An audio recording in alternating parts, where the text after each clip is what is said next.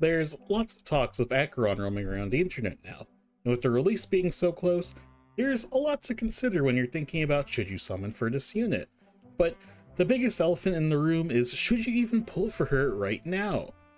In this video, let's go over that and talk about our monochrome unit, but trust me when I say things aren't just so black and white.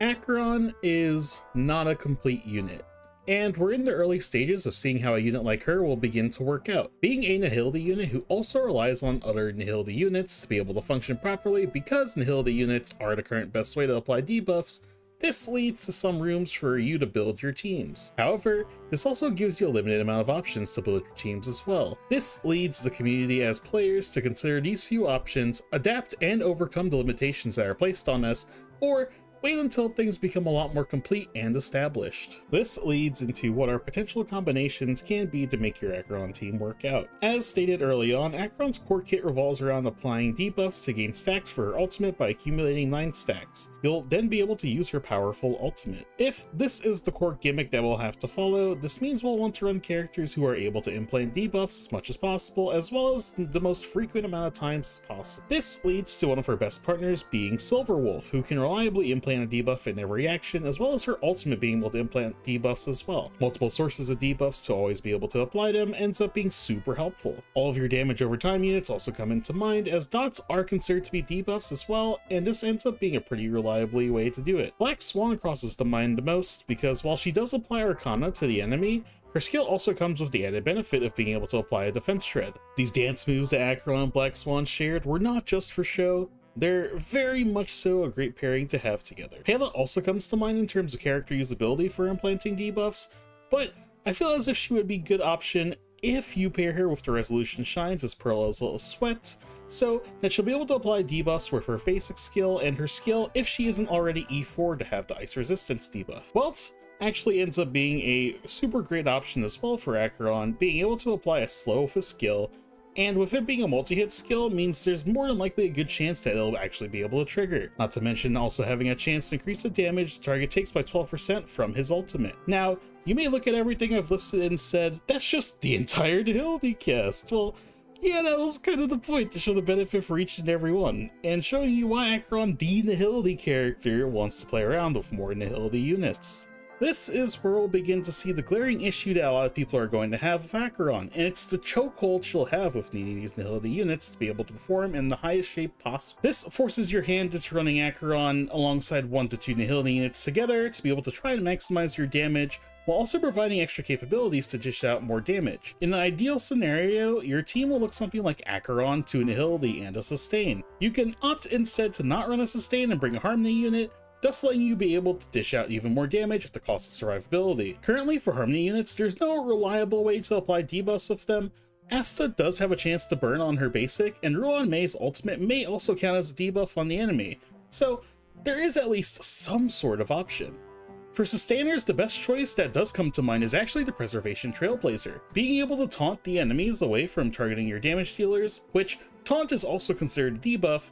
You can also pair the Trailblazer with the Trend of the Universal Market Light Cone, which allows for every time an enemy attacks to be able to cause them to receive a burn dot, which in itself is another debuff being able to be applied. But even with that in mind, this honestly doesn't sound that bad. What's the problem? Well, let's get into that. With Honkai Star Rail, the best way to build your teams currently revolves around you choosing your main damage dealer, pairing them with a supporter or 2, and then pairing them with a sustainer to be able to survive. This keeps your main damage dealer in tip-top shape of being able to do as much damage as possible, while also providing a safety net where if things don't go your way, you know someone's got your back to keep you alive. There's the other side of the spectrum where you'll be able to bring your main damage dealer and then 3 supporters to make them hit even harder, thus making the game now a if we're both gonna die, I'll just kill you first, aka the hypercarry composition. Acheron suffers from this because having to run the Nihility units all together means that you'll have less room to bring your supporters, and thus this means that your team will deal less damage, right? Well, I don't realistically think that's true.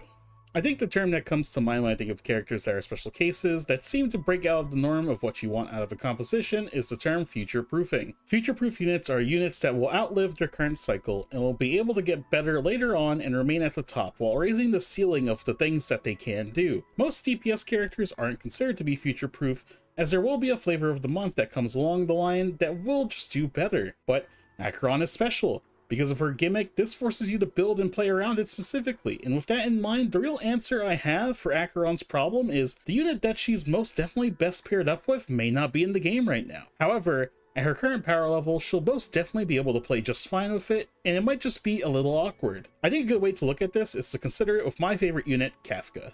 Kafka released at a time where damage over time wasn't very much so considered to be all that great. Kafka released with Luca, and the only other dot units that were present in the game at the time were Sampo and Serval. This was patch 1.2. At the time, while Kafka was a fan favorite for a lot of players in terms of design, the damage over time team wasn't regarded as one of the teams that was worth investing in, because of how heavy of an investment it was to even get it all working. As the game progressively grew older, the damage over time team began to see a lot more lights with it. When Ifen released, giving us access to another dot type, while also giving us access to bonus damage taken with her Fire Kiss stacks. This was patch 1.4. Patch 1.5 introduced a new relic set, Prisoner in Deep Confinement, which essentially allows when there's multiple dot types on the enemy, the wearer will ignore 6% defense while dealing damage, up to 3 times, adding a 18% defense shred just for having dots paired together. Patch 1.6 granted us Ruan Mei, a Harmony supporter who grants you all damage bonus, a speed boost, as well as an all-type penetration bonus, all of which benefits multiple combinations of damage dealers together,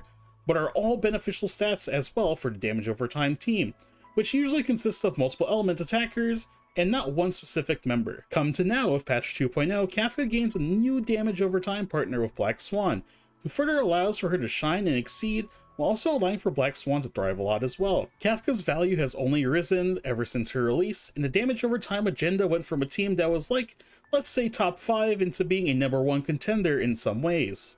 Acheron will only get better the longer her release is here in the game. There will come units in the future that will be able to fit alongside with Acheron very quite nicely, and play around her kit as a whole. While Acheron does have these limitations, this won't stop her from thriving, and I really do believe that she'll be one of the best units in the game. Sometimes when it comes to a character, you need to be willing to give and take to be able to thrive and enjoy a situation a lot more. Acheron is asking for a lot to take, but when you do give her the time, she'll be able to produce you with the results tenfold in the future. Don't be discouraged for pulling a unit just because they may not be considered the best that they can be. The most fun you'll have in these games is being able to build around the situation that you're put in and trying to make the most out of it. Not everyone will have an answer for everything, but if you give it enough time, some things feel a lot better when you give it some rest time. And that's all I've got for this one. Thanks for watching. If there's anything I can improve on, or if you think there's something I'm missing about Acheron, let me know. I'd love to hear what you all think. Now, if you'll excuse me, I'm gonna go be trapped in a relic farming purgatory until her release. Till next time, peace. Acheron suffers from this because having to run Nihility units altogether, meaning... Acheron suffers from this because having to run Nihility units altogether means that you'll have to... Acheron suffers from this because you'll have... Acheron suffers... Oh god. Acheron suffers from this because...